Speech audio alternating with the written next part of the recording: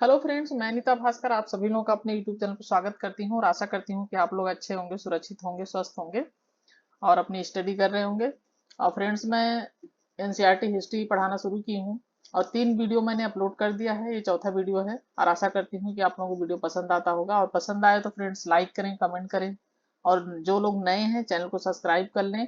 और जिन लोगों ने अभी तक टेलीग्राम चैनल नहीं ज्वाइन किया है वो जाके वीडियो के डिस्क्रिप्शन में लिंक दिया है, टेलीग्राम चैनल जरूर ज्वाइन कर लें। उससे क्या है कि आपको पीडीएफ मिलेगी और उसके लिए कोई शुल्क भी नहीं है, तो आप बाद में भी अपना पढ़ाई करते रहेंगे। तो चलिए फ्रेंड्स, शुरू करते हैं। और 3 वीडियो अपलोड हो चुके हैं। जिन लोगों ने पहले की वीडियो नहीं देखी है वो वीडियो को प्ले लिस्ट में जाकर वीडियो देखें, और वीडियो जब भी देखें फ्रेंड्स पूरा देखें, इससे बहुत लाभ मिलेगा आपको, चाहे किसी भी एग्जाम की आप तैयारी कर रहे हो।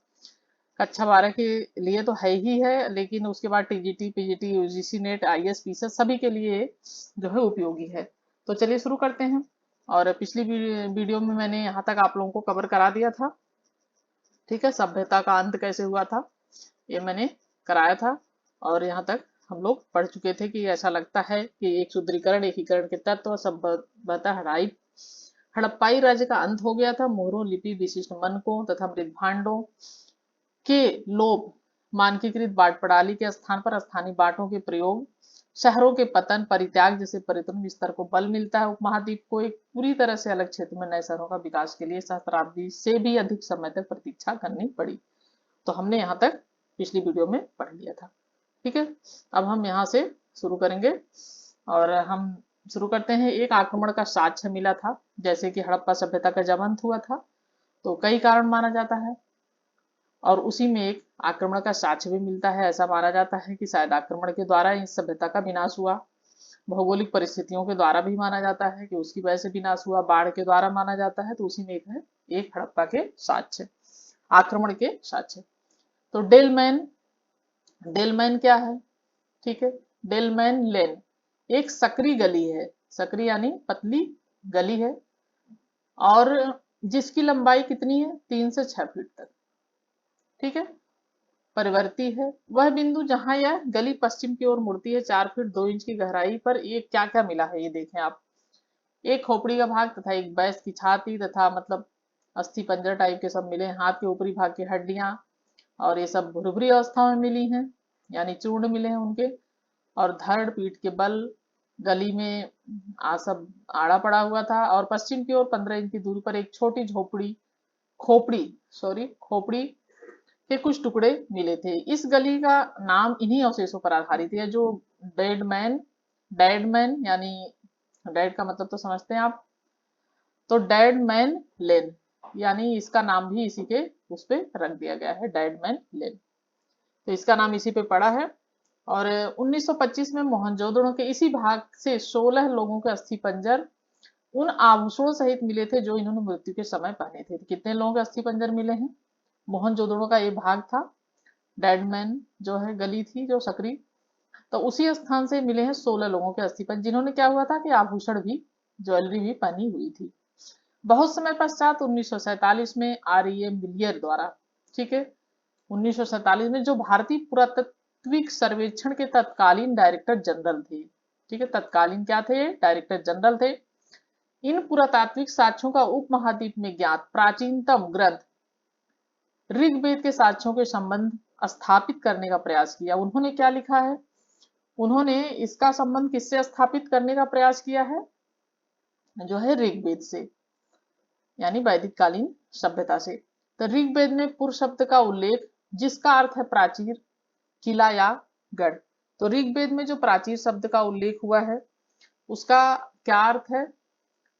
किला या गढ़। यानी प्राचीर का मतलब क्या होता है? प्राचीर का मतलब होता है कि एक ऐसी ऊंची दीवार जो किले किले हो, नगर हो, और उसके रक्षा के लिए, चारों तरफ से उसके रक्षा के लिए बनाई गई दीवार होती है, जिसे क्या कहते हैं? प्राचीर। ठीक है, आर्यों के युद्ध के देवता इंद्र को पुरंदर अर्थात गढ़ विध्वंसक कहा गया है। ये ध्यान रखें, पॉइंट वेरी इंपॉर्टेंट पॉइंट है ये।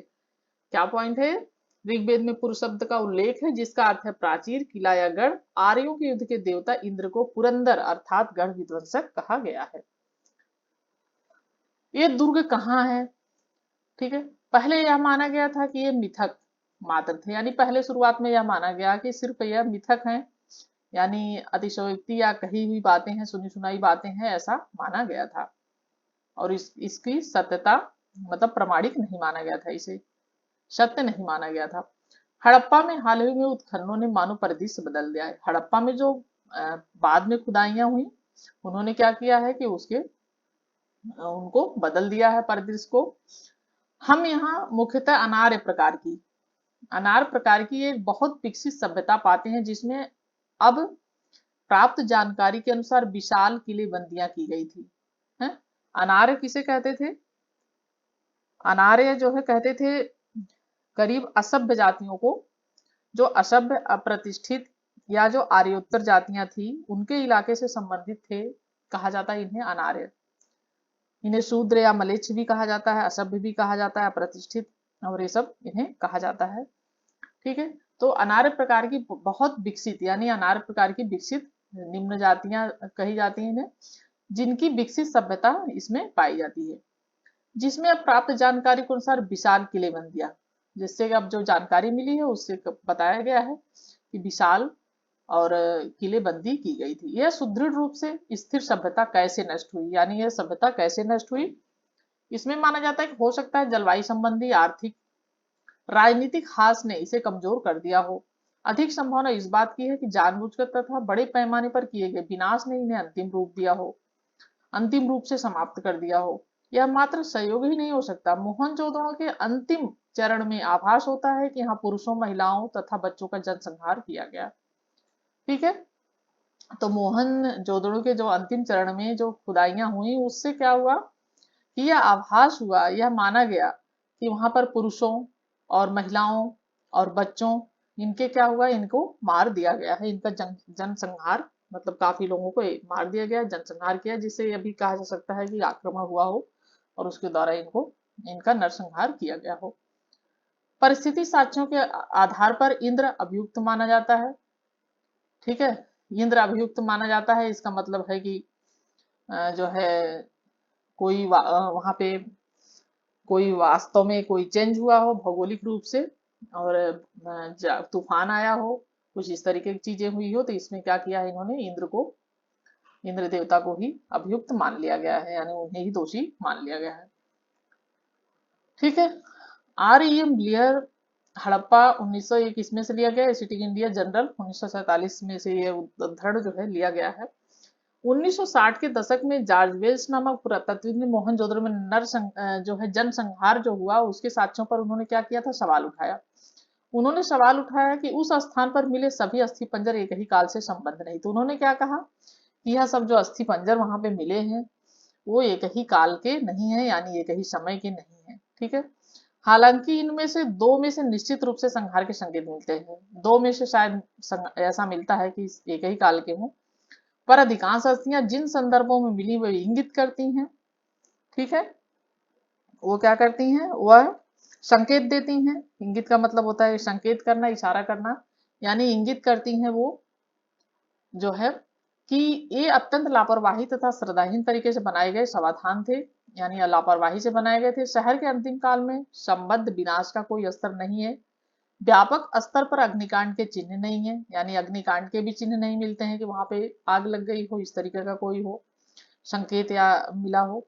चारों ओर फैले हथियारों के बीच कवचधारी सैनिकों के शव नहीं है, यानी जो कवच धारण किए हैं उस तरीके के सैनिकों के कोई शव नहीं मिले हैं। दुर्ग से जो शहर का एकमात्र किलेबंद भाग था, अंतिम आत्मरक्षण के लिए कोई साक्ष्य नहीं मिले हैं। ये एकमात्र जो किलेबंद एकमात्र जो भाग था उसमें से आत्मरक्षा के लिए कोई सबूत नहीं मिलता है। ठीक है, तो आप देख सकते हैं ये बुक का नाम है, इससे लिया गया है। और ठीक है, और तथ्यों को सावधानी पूर्वक और पूर्ववर्ती व्याख्याओं को, इससे क्या होगी, ये सब कुछ उलट देता है। आगे चलते हैं। ठीक है, अब हमारा 10th पॉइंट है हड़प्पा सभ्यता की खोज। अब तक हमने हड़प्पा सभ्यता के विभिन्न पहलुओं का विश्लेषण इस संदर्भ में किया है कि किस प्रकार पुरातत्वविदों ने भौतिक अवशेषों से प्राप्त साक्ष्यों के माध्यम से एक आकर्षक इतिहास के अलग अलग अंशों को एक साथ जोड़ा है। तो अब तक हमने क्या पढ़ा, हमने विभिन्न पहलुओं का विश्लेषण किया, ठीक है, उसके बारे में जाना, समझा, और हमने ये पाया कि जो भौतिक अवशेष अवशेषों से प्राप्त साक्ष्य हैं, जो सबूत है, उसके माध्यम से एक आकर्षक इतिहास है, आकर्षक इतिहास से के अलग अलग अंशों को उसको जोड़ दिया गया है, अलग अलग भाग को जोड़ दिया गया है। और लेकिन एक और कहानी भी है कि किस प्रकार पुरातत्वविदों ने सभ्यता की खोज की। ठीक है, जब हड़प्पा सभ्यता के शहर नष्ट हो गए तो लोग धीरे धीरे उनके विषय में सब कुछ भूल गए। जब शहर नष्ट हो गए तो लोग क्या हुए, धीरे धीरे उन सब चीजों को भूलने लगे। जब लोगों ने इस क्षेत्र में सहस्त्राब्दियों बाद, यानी बहुत सालों बाद रहना प्रारंभ किया, तब वे नहीं समझ पाए कि बाढ़ या मिट्टी के कटाव के कारण अथवा खेत की जुताई के समय, फिर खजाने के लिए खुदाई के समय यदा कदा धरती की सतह पर आने वाली अपरिचित वस्तुओं का क्या अर्थ लगाया जाए। ठीक है, अब देखते हैं कनिंघम का भ्रम। जब भारतीय पुरातात्विक सर्वेक्षण के पहले डायरेक्टर जनरल कनिंघम 19वीं शताब्दी के मध्य में पुरातात्विक उत्खनन आरंभ किए, तब पुरातत्वविद अपने अन्वेषणों के मार्गदर्शन के लिए लिखित स्रोतों, साहित्य तथा अभिलेख का प्रयोग अधिक पसंद करते हैं। अन्वेषण का मतलब खोज है, खोजना, ढूंढना। यहाँ तक कि कनिंघम की मुख्य रुचि भी आरंभिक ऐतिहासिक लगभग 6ठी शताब्दी ईसा पूर्व से 4ठी शताब्दी ईस्वी तक उसके बाद के कालों से संबंधित पुरातत्व में थी। ठीक है, कब से कब तक, लगभग 6ठी शताब्दी ईसा पूर्व से 4ठी शताब्दी ईस्वी तक। ठीक है, तथा उसके बाद के कालों से संबंधित पुरातत्व में थी। आरंभिक बस्तियों की पहचान के लिए उन्होंने 4ठी से 7वीं शताब्दी ईस्वी के बीच उपमहाद्वीप में आए चीनी जो बौद्ध तीर्थयात्रियों द्वारा छोड़े गए वृत्तांतों का प्रयोग किया। जो चीनी बौद्ध यात्री आए थे, जैसे ह्वेन और कई सवाई सिंह और कई लोग आए थे, फाहियान, तो इन्होंने क्या किया था कि यहाँ पर आए थे, फिर उन्होंने जाकर अपनी किताबें लिखी, यहाँ पे यात्रा वृत्तांत लिखा, यात्रा के बारे में लिखा। तो इसका मतलब यह है कि ये क्या करते हैं कि इसके बारे में थोड़ा सा सोचते हैं कि इन जो चीनी बौद्ध जो तीर्थयात्री द्वारा छोड़े गए वृत्तांतों का इन्होंने क्या किया है कि प्रयोग किया है, जो है उसको देखा है। कनिंघम ने अपने सर्वेक्षणों के दौरान मिले अभिलेखों का संग्रहण, प्रलेखन तथा अनुवाद भी किया। उत्खनन के समय वे ऐसी पुरावस्तुओं को खोजने का प्रयास करते जो उनके विचार में सांस्कृतिक महत्व की थी। ऐसी वस्तुओं को खोजने का उनका विचार था कि जो सांस्कृतिक रूप से महत्व की होती हो। हड़प्पा जैसा पूरा स्थल जो चीनी तीर्थयात्रियों के यात्रा कार्यक्रम का हिस्सा नहीं था, यानी जो कुछ ऐसे स्थल थे जो उनके कार्यक्रम का हिस्सा नहीं बन पाए थे, एक आरंभिक ऐतिहासिक शहर नहीं था, कनिंघम के अन्वेषण के ढांचे में उपयुक्त नहीं बैठता था। इसलिए हालांकि हड़प्पाई पुरावस्तुएं 19वीं शताब्दी में कभी कभी मिलती थी, इनमें से कुछ तो कनिंघम तक पहुंची भी थी, फिर भी वह समझ नहीं पाए कि ये पुरावस्तुएं कितनी प्राचीन है। यानी उन तक कुछ वस्तुएं मिली भी खुदाई के दौरान, लेकिन वह यह नहीं समझ पाए कि कितनी प्राचीन है। ठीक है, ये देखिए चित्र है, ये इस चित्र में दिया हुआ कनिंघम द्वारा हड़प्पा से प्राप्त ज्ञात मुहर का बनाया गया रेखा चित्र। तो कनिंघम ने जो एक मुहर पाई थी उसमें क्या किया है, इन्होंने एक रेखा चित्र बनाया हुआ है। ठीक है, एक अंग्रेज ने कनिंघम को हड़प्पाई मुहर दी थी। उन्होंने मुहर पर ध्यान तो दिया, उन्होंने उसे एक ऐसे कालखंड मतलब कि समय, तो ऐसे उस काल का मतलब इन्होंने सोचा कि कालखंड मतलब जो ये जानते थे या इनकी समझ में थे, तो उन्होंने कलिंगों को जो है हड़प्पाई जो मुहर दी थी, उन्होंने एक ऐसे कालखंड में इसे क्या किया, दिनांकित करने का असफल प्रयास किया। यानी इन्होंने कोशिश की कि शायद उस काल के हों, लेकिन क्या हुआ, वो प्रयास इनका असफल रहा, जिससे कि वो परिचित थे। ऐसा इसलिए था क्योंकि कई और लोगों की तरह उनका भी यह मानना था कि भारतीय इतिहास का प्रारंभ गंगा की घाटी में पनपे पहले शहरों के साथ ही हुआ था। यानी इनका भी मानना था कि गंगा घाटी से जो पहले शहर पनपे थे, जिनका विकास हुआ था, उसमें से था, उसी से हुआ था। उनकी सुनिश्चित अवधारणा के चलते यह कोई आश्चर्य की बात नहीं कि वह हड़प्पा के महत्व को समझने में चूक गए। एक नवीन प्राचीन सभ्यता। कालांतर में 20वीं शताब्दी के आरंभिक दशकों में दयाराम साहनी, ठीक है, दयाराम साहनी जैसे पुरातत्वविदों ने हड़प्पा में मुहरे खोज की। हड़प्पा सभ्यता की खोज किसने की थी, दयाराम साहनी ने 1921 ईस्वी में, ये ध्यान रखें। और मोहनजोदड़ो की राखालदास बनर्जी ने की थी 1922 में। तो इन्होंने क्या किया कि दयाराम साहनी जो थे, इन्होंने मोहरे हड़प्पा से खोज निकाली, जो निश्चित रूप से आरंभिक ऐतिहासिक स्तरों कहीं अधिक प्राचीन स्तरों से संबद्ध थी। यानी जो निश्चित रूप से ऐसी मोहरे खोज निकाली, ढूंढ निकाली खुदाई के दौरान, कि जो अधिक प्राचीन मानी जाती थी। अब इनके महत्व को समझा जाने लगा। जब इन्होंने मोहरे खोजी, मिली, तो उसे महत्व को समझा जाने लगा। फिर ये जो राखालदास बनर्जी आए, इन्होंने क्या किया, हड़प्पा से मिली मोहरे के समान मोहरे मोहनजोदड़ो से खोज निकाली, क्योंकि इन्होंने मोहनजोदड़ो से की खुदाई की, तो खोज निकाली, जिससे अनुमान लगाया कि ये दोनों पूरा स्थल एक ही पुरातात्विक संस्कृति से थे। तो इससे ये समझा गया कि शायद मोहनजोदड़ो और हड़प्पा जो थे, ये एक ही काल के, एक ही काल में इनका विकास हुआ, एक ही काल की ये संस्कृति थी, संस्कृति के हिस्सा या भाग थे। इन्हीं खोजों के आधार पर 1924 में भारतीय पुरातात्विक सर्वेक्षण के डायरेक्टर जनरल जॉन मार्शल, तो इन्होंने जो 1921-22 में की थी खुदाई, उसी के आधार पर, उसी के सर्वेक्षण के द्वारा, उसी के, उन्होंने क्या किया, पूरे विश्व के समय सिंधु घाटी एक नवीन सभ्यता की खोज की घोषणा की। तो उन्होंने, यह जॉन मार्शल जो थे, इन्होंने पूरे विश्व में एक नवीन सभ्यता की खोज की घोषणा की, कि एक नवीन सभ्यता को ही हमने खोज की है, यहाँ पे खोज हुई है। ठीक है। और जैसा कि S.N. Rao the story of Indian archaeology में लिखते हैं कि मार्शल ने भारत को जहां पाया था, उसे उससे 3000 वर्ष पीछे छोड़ा। तो मार्शल ने जो जहां भारत को पाया था, उससे क्या किया कि उसे उससे 3000 वर्ष, ठीक है, 3000 साल पीछे छोड़ा। ऐसा इसलिए था क्योंकि मेसोपोटामिया के पुरास्थलों में हुए उत्खनन, जो मेसोपोटामिया में पुरास्थलों की खुदाई हुई थी, हड़प्पा पुरास्थलों में मिली मोहरों जैसी, यानी उसी की तरह मोहरें जब तक की पहचानी नहीं जा सकी मोहरें मिली थी, यानी उसके जैसी पहले पहचानी नहीं गई थी, लेकिन वैसी मोहरें मिली थी। ठीक है। इस प्रकार विश्व को न केवल एक नई सभ्यता की जानकारी मिली, पर यह भी कि वह मेसोपोटामिया के समकालीन थे। यह तो जानकारी मिली ही विश्व को, यह तो जानकारी मिली कि हमारे देश में, यानी हमारे भारत में एक नई सभ्यता की जानकारी प्राप्त हुई विश्व को, बल्कि यह भी पता चला कि मेसोपोटामिया की जो सभ्यता थी उसकी क्या थी, जबकि वो उससे पहले क्या था, मेसोपोटामिया सभ्यता को सबसे प्राचीन माना जाता था। तब फिर माना गया कि मेसोपोटामिया के समय की यह सभ्यता भी थी, क्योंकि व्यापार होता था। पिछली वीडियो में हमने देखा था, पढ़ा था। भारतीय पुरातात्विक सर्वेक्षण के डायरेक्टर जनरल के रूप में जॉन मार्शल का कार्यकाल वास्तव में भारतीय पुरातत्व में व्यापक परिवर्तन का काल था। ठीक है।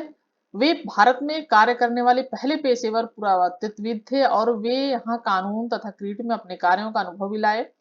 हालांकि अधिक महत्वपूर्ण बात यह है कि कनिंघम की तरह उन्हें भी आकर्षक खोजों में दिलचस्पी थी, पर उनमें दैनिक जीवन की पद्धतियों को जानने की उत्सुकता थी। तो इनको क्या था, कनिंघम की तरह ही जो है डायरेक्टर जनरल के रूप में जॉन मार्शल जो आए, इन्हें दैनिक जीवन, ठीक है, डेली के जीवन पद्धतियों को जानने की उत्सुकता भी थी। ठीक है। अब थोड़ा सा हम ये देख लेते हैं, पुरास्थल टीले स्तर जो है, तो ये पुरातात्विक पुरास्थल वस्तुएं और संरचनाओं के निर्माण, प्रयोग, फिर उन्हें त्याग दिए जाने से बनते हैं।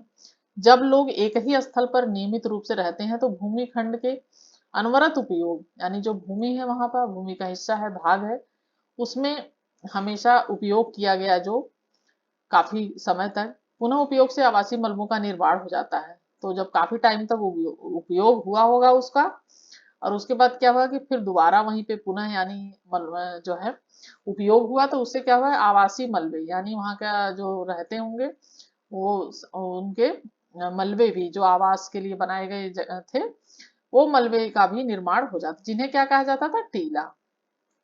इन्हें क्या कहते थे, टीला कहते थे। ये टीला का मतलब है कि कुछ ऊंचाई सी हो जाती थी मलबों की, तो उसे टीला माना जाता, टीला कहते थे।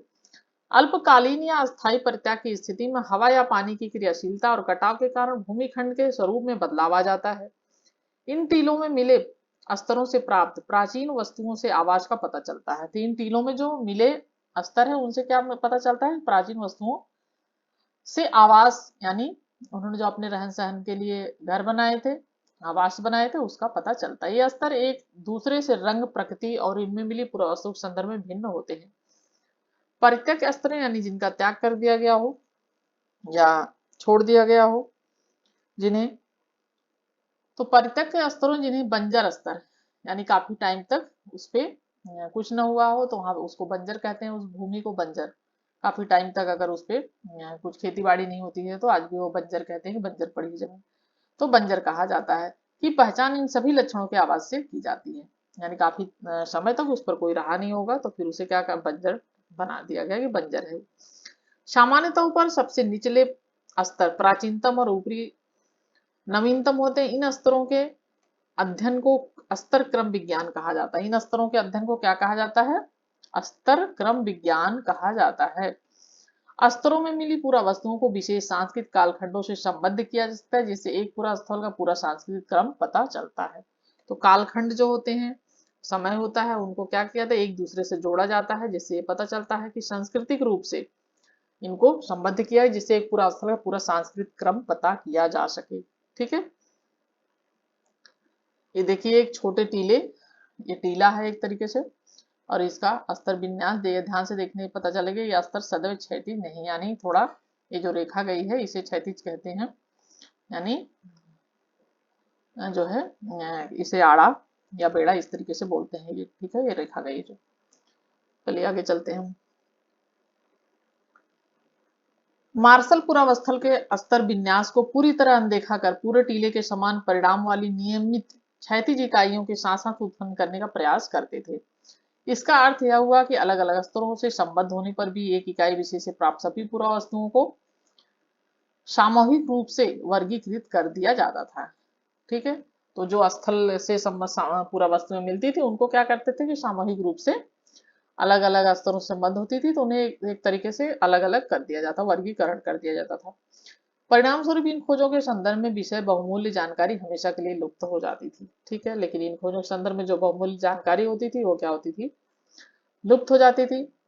नई तकनीकें तथा प्रश्न। अब नई तकनीकों का फिर विकास किया गया। 1944 में भारतीय पुरातात्विक सर्वेक्षण के डायरेक्टर जनरल बने आई.एम. ब्लियर ने इन समस्या का निदान किया।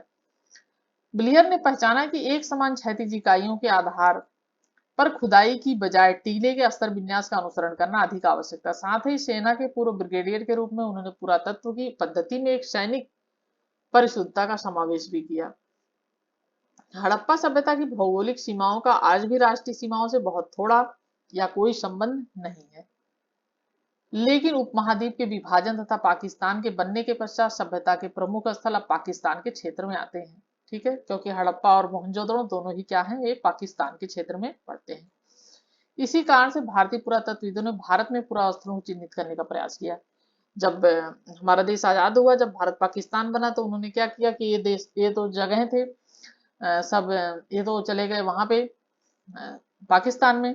चहुंदड़ो है और मोहनजोदड़ो, हड़प्पा, ये सब पाकिस्तान में है। तो इन्होंने क्या किया कि फिर भारत के जो क्षेत्र थे, हमारे देश के जो क्षेत्र थे, उन पुरा स्थलों को जोड़ने का, उनमें खुदाई करने का, उन्हें चिन्हित करने का प्रयास किया, उन्हें खोजने का प्रयास किया, जिससे कि यहाँ पे खुदाई करके यह जो है पता लगाया जा सके और फिर उससे जोड़ा जा सके। तो कच्छ में हुए व्यापक सर्वेक्षणों से कई हड़प्पाई बस्तियां प्रकाश में आई। तो कच्छ में खुदाई हुई, जो गुजरात का कच्छ एरिया है, इलाका है, तो यहाँ पे खुदाई हुई हड़प्पाई बस्तियां प्रकाश में आई। तो इससे हड़प्पा से मिलती जुलती जो बस्तियां थी वो प्रकाश में आई, वह मिली। पंजाब तथा हरियाणा में भी खुदाई हुई। इसमें अन्वेषण से हड़प्पा स्थलों की सूची में कई और नाम भी जुड़ गए। हालांकि कालीबंगन, लोथल, राखीगढ़ी, ये ध्यान रखें क्या है, कालीबंगन कहाँ है? राजस्थान में है। लोथल गुजरात में है। राखीगढ़ी कहाँ है? हरियाणा में है। और हाल में धौलावीरा, धौलावीरा भी गुजरात में पड़ता है। तो अभी धौलावीरा की खोज जल्दी हुई है।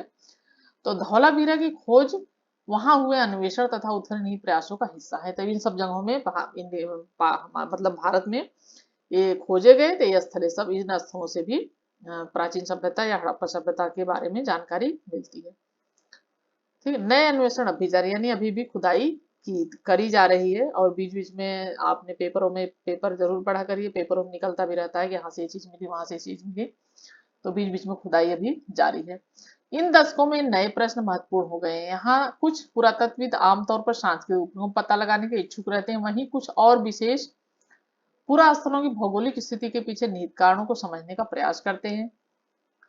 ये पुरावस्तुओं रूपी निधि से भी जूझते हैं और उनकी संभावित उपयोगिताओं को समझने का प्रयास करते रहते हैं। तो उनकी क्या उपयोगिता है उसका भी वो जानने का प्रयास करते रहते हैं, समझने का प्रयास करते रहते हैं। 1980 के दशक से हड़प्पाई पुरातत्व में अंतर्राष्ट्रीय स्तर पर भी रुचि लगातार बढ़ती जा रही है। यानी 1980 की बात है, हड़प्पा और मोहनजोदड़ो दोनों स्थानों पर उपमहाद्वीप के विदेशी विशेषज्ञ संयुक्त रूप से कार्य करते रहे। वे आधुनिक वैज्ञानिक तकनीकों का प्रयोग करते हैं जिसमें मिट्टी और धातु की वस्तुएं तथा वनस्पति और जानवरों के अवशेष प्राप्त करने हेतु सतह का अन्वेषण और साथ ही उपलब्ध साक्ष्य से हर सूक्ष्म टुकड़े का विश्लेषण समाहित है। तो इसमें वनस्पति जो मिलती हैं, धातु की वस्तुएं जो मिलती हैं और वनस्पतियां हैं, इनसे भी पता चलता है।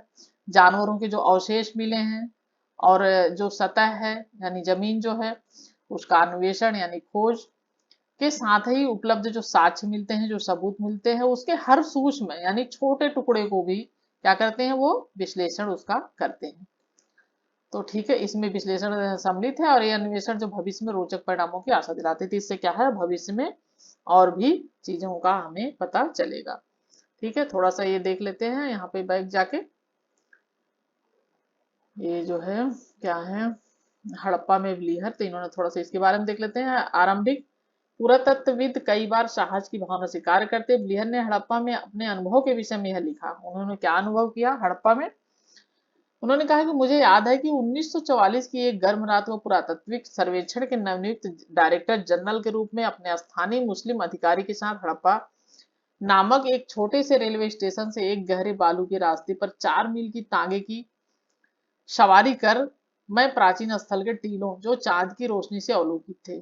ठीक है, उस समय क्योंकि जो है आज की व्यवस्था नहीं थी, परिवहन के साधन उपलब्ध नहीं थे इतने, तो सवारी कर में प्राचीन स्थल के टीलों तक वो पहुंचे जिस जो कि चांद की रोशनी यानी रात का टाइम था। ये समीप स्थित एक विश्राम गृह जहाँ पे आराम करने के लिए पहुंचे। अपने चिंतित सहकर्मी की चेतावनी की कि हमें अपना निरीक्षण अगली सुबह 5:30 बजे से आरंभ कर 7:30 बजे तक समाप्त कर लेना चाहिए यानी दिन में, जिसके पश्चात बहुत अधिक गर्मी हो जाती है कि प्रवेश द्वार में काली आकृति के पंखे वाले धीरतापूर्वक बैठा छोड़ पड़ोस की बीहड़ से अनगिनत सियारों की रात की हवा को चुभती हुई आवाज के रूप में हम सोने चले गए। यानी सियार उर बोल रहे होंगे वहां पे बहुत ज्यादा, बीहड़ वीराना जगह थी, जंगली एरिया था करीब, तो इस वजह से ये सब फिर सोने चले गए। अगली सुबह 5:30 बजे हमारे छोटे से काफिले ने बालू के टीले की ओर बढ़ना प्रारंभ किया। 10 मिनट के भीतर ही मैं रुका और सबसे ऊंचे टीले को देखते हुए अपनी दृष्टि पर अविश्वास के साथ अपनी आंखें मलने लगा। यानी विश्वास नहीं हो रहा था टीले को देखकर। 6 घंटे बाद भी मेरे घबराए हुए कर्मचारीगण तथा मैं सूर्य की तेज रोशनी में कुदालियों और चाकुओं के साथ कठिन परिश्रम कर रहे थे। मुझे डर है कि मेरे शहे हुई काम के मेरे जन्म कारण मुझे शन की न समझने। ठीक है, उन्होंने अपना अनुभव दिया है। ठीक है, तो हमने यहाँ तक पढ़ लिया था। अब हम पढ़ेंगे अतीत को जोड़कर पूरा करने की समस्याएं। जैसा कि हमने देखा है कि हड़प्पाई लिपि जो होती थी, इस प्राचीन सभ्यता को जानने में कोई मदद नहीं मिलती, बल्कि ये भौतिक साक्ष्य हैं जो पुरातत्वविदों को हड़प्पाई जीवन को ठीक प्रकार से पुनर्निर्मित करने में सहायक होते हैं। ये वस्तुएं क्या है, मृदभांड, औजार, आभूषण, घरेलू सामान भी हो सकती है, कपड़ा, चमड़ा, लकड़ी और सरकंडे जैसे जैविक पदार्थ सामान्यतः सड़ जाते हैं, विशेष रूप से उष्णकटिबंधीय क्षेत्रों में। ठीक है, जहाँ पे काफी एरिया गर्म होता है। जो वस्तुएं बच जाती हैं वो है पत्थर, पकी मिट्टी तथा धातु। तो ठीक है, तो यहाँ पे ये सब वस्तुएं गल जाती हैं। यह भी याद रखना आवश्यक है कि केवल टूटी हुई अथवा अनुपयोगी वस्तुएं ही फेंकी जाती थी, अन्य वस्तुएं संभवतः पुनर्चक्रित की जाती थी। यानी जो अनुपयोगी वस्तुएं हैं जैसे आज भी हम फेंक देते हैं, जिन्हें हमें लगता है कि इसकी आवश्यकता नहीं है, तो वही जो है सामान मिलते हैं फिर। परिणाम स्वरूप जो बहुमूल्य वस्तुएं अक्षत अवस्था में मिलती हैं या तो वे अतीत में खो गई थी या फिर संचयन के पश्चात कभी दोबारा प्राप्त नहीं की गया। उन्होंने संचयन किया होगा, उसको रखा होगा और हो सकता है वो मिली न हो और खो गई हो। अन्य शब्दों में कुछ चीजें प्रारूपिक की बजाय प्रायोगिक भी होती हैं, यानी उसका सहयोग भी हो सकता है जो खोजे हुए हैं। ठीक है, खोजों का वर्गीकरण। पुरावस्तुओं की पुनः प्राप्ति पुरातात्विक उद्यम का प्रारंभ मात्र है और इसके बाद पुरातत्व अपनी खोजों को वर्गीकरण करते हैं। उसका वर्गीकरण का एक सामान्य सिद्धांत प्रयुक्त होता है, जैसे पत्थर, मिट्टी, धातु, अस्थि, हाथी दांत आदि के संबंध में होता है। दूसरा और अधिक जटिल उनकी उपयोगिता के आधार पर, नहीं इनकी उपयोगिता क्या है, ये किस लिए हमारे जीवन में उपयोगी है। पुरातत्वविदों को यह तय करना पड़ता है कि उदाहरणतः कोई पुरावस्तु एक औजार है या एक आभूषण है या फिर दोनों अथवा अनुष्ठानिक प्रयोग की वस्तु। यानी वह यह सोचते हैं, यह तय करते हैं कि कोई पुरावस्तु जो है क्या है वह, यानी उसका किसी औजार के रूप में प्रयोग किया गया है, किसी कार्य के लिए कोई औजार बनाया गया है, या क्या है वह कोई आभूषण है यानी ज्वेलरी है, गहना है, या फिर दोनों अथवा अनुष्ठानिक प्रयोग, यानी मतलब धार्मिक रीति रिवाज के अनुसार जो प्रयोग किए जाते हैं अनुष्ठान आदि में, तो उसमें प्रयोग की गई कोई वस्तु है। यह जो है तय करने की कोशिश करते हैं और तय करते हैं। किसी पुरावस्तु की उपयोगिता की समझ अक्सर आधुनिक समय में प्रयुक्त वस्तुओं से उनकी समानता पर आधारित होती है, जैसे मनके, माला टाइप की चक्कियां, पत्थर के फलक तथा पात्र इसके स्पष्ट उदाहरण है। पुरातत्वविद किसी पुरावस्तु की उपयोगिता को समझने का प्रयास उस संदर्भ के परीक्षण के माध्यम से भी करते जिसमें वह मिली थी, यानी वो उसके द्वारा भी समझने का प्रयास करते हैं उसकी उपयोगिता की, जिसमें वो मिली थी उस समय उसकी उपयोगिता क्या थी। क्या वे घर में मिली थी, नाले में मिली थी, कब्र में मिली थी या मुट्ठी में, इससे भी ये उपयोगिता का पता लगाते हैं, क्योंकि बहुत सारे सामान कब्र में मिले हैं जो मृत्यु के बाद उनको गाड़ते थे, तो उसके साथ खाने पीने का सामान, बर्तन आदि भी दफना देते थे। उन्हें ये लगता था कि इनको शायद इसके बाद भी, मरने के बाद भी आवश्यकता इनकी पड़ेगी। ठीक है, तो और उदाहरण के लिए हालांकि कुछ हड़प्पा स्थलों के कपास के टुकड़े मिले हैं, ये ध्यान रखें, जो एक कपास के टुकड़े मिले हैं, कुछ हड़प्पा स्थलों से क्या मिले हैं, कपास के टुकड़े मिले हैं। फिर पर पहनावे के विषय में जानने के लिए हमें अप्रत्यक्ष साक्ष्यों जैसे मूर्तियों में चित्रण पर निर्भर रहना पड़ता है। ठीक है, तो आज यहीं तक फ्रेंड्स, और नेक्स्ट वीडियो में फिर इसके आगे का पढ़ेंगे हम, और आशा करती हूँ कि आप लोगों को वीडियो पसंद आया होगा, और पसंद आए तो उसे लाइक, कमेंट और शेयर जरूर करें। Thank you for watching video.